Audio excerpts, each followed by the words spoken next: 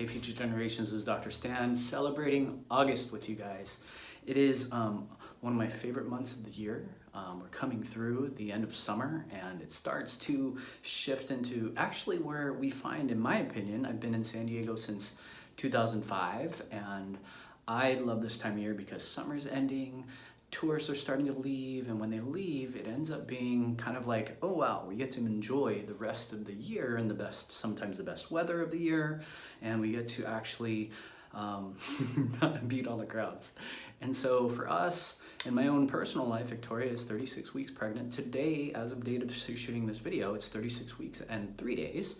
And so apropos for the theme of the month, as far as next month goes, as far as August goes, is we're gonna go into what we call the fourth trimester. And the fourth trimester is often something that most people don't realize and think about because we understand first trimester pregnancy, second trimester, third trimester. And then when you get into the fourth trimester, one of my favorite quotes out of all of quotes regarding becoming a mom and transitioning from maiden to mother is that you can't unbecome being a mother. You can't unbecome becoming a mom. And the reason why that's so important is because oftentimes you look at the research and there isn't really good data on how long the postpartum period is because it actually never ends. And so the fourth trimester, if you go through our blog, the blog is going to highlight 2 books, and one book is by Kimberly Ann Johnson.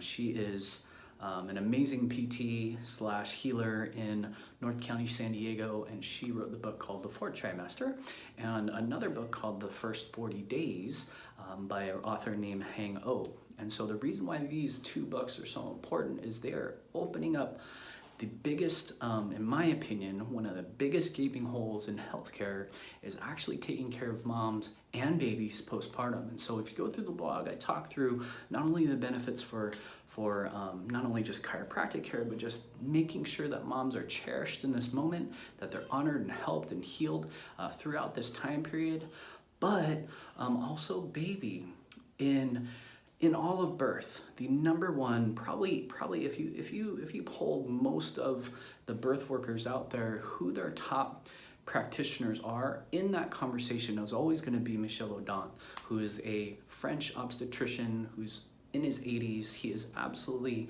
one of the most amazing pioneers for natural birth, and his understanding of what he calls the primal period is that from conception all the way to the first year of life for baby is called the primal period, where there's so much imprinting, there's so much change and so much influence that we can have in a beneficial way for baby and healing and mom and healing, but also for potentially the detriment. And so we just had a mom ask me, almost like instantaneously in tears, like how she can go back to work when baby's only a few months old.